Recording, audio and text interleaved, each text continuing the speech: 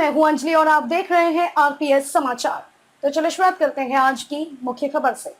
Love marriage के बाद carpenter ने पत्नी को पढ़ाया, नौकरी की तैयारी कराई, लेखपाल बनते ही पति को छोड़ गई झांसी की ऋचा। बहुचर्चित पीसीएस ज्योति मौर्य मामला अभी तक लोग पूरी तरह से भुला भी नहीं पाए। यहाँ एक युवक अपनी पत्नी के लिए दर दर भटक रहा है। पति की माने तो उसने मेहनत मजदूरी, लेकिन जब वह लेखपाल बन गई तो उसे छोड़कर भाग गई। अधिकारियों के चक्कर लगा चुका है लेकिन उसे न्याय नहीं मिला। जब बुधवार को रहा था तो उसे खोजने के लिए वह गया हुआ था, लेकिन खाली हाथ लौटना पड़ा। वहीं जब इस बार में लड़की से फोन पर बात की गई तो उसने कैमरे के सामने आने से इनकार करते हुए कहा कि उसकी कोई शादी नहीं हुई है। पीड़ित शख्स झांसी की शहर कोतवाली अंतर्गत बाहर बाबा का अड्डा में रहने वाला नीरज विश्वकर्मा है। नीरज 3 भाई हैं, जिनमें वह सबसे छोटा है। नीरज विश्वकर्मा कारपेंटर का काम करता है। करीब 5 साल पहले झांसी के सत्यम कॉलोनी में रहने वाली ऋचा सोनी से दोस्त के घर मुलाकात हुई थी। दोनों ने करीब 2.5 साल पहले ओरछा मंदिर में जाकर शादी कर ली, जिसके बाद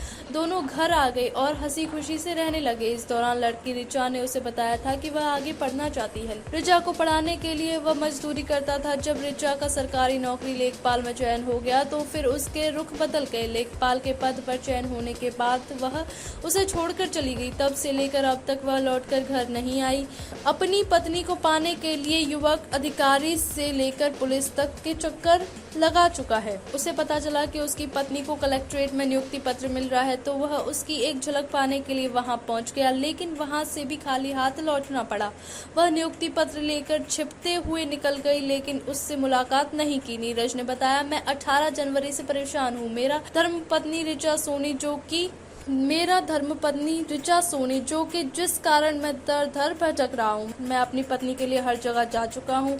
उसे नियुक्ति पत्र मिलना था। जब इसकी जानकारी हुई तो मैं कलेक्ट्रेट आया हुआ, नहीं मिली। वह नियुक्ति पत्र लेकर चली गई। मैंने इनके लिए हर कुछ किया। 2022 में ओरछा मंदिर में की थी शादी। उसने कहा आज से 5 से 6 साल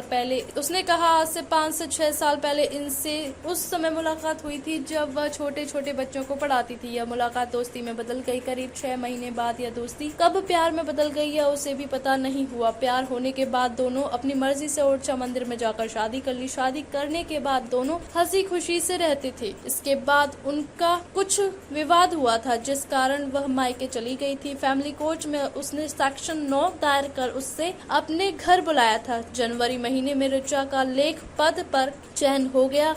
लेखपाल के पद पर चयन होने के बाद वह 18 फरवरी को उसे छोड़कर चली गई। इसके बाद उससे मुलाकात नहीं की।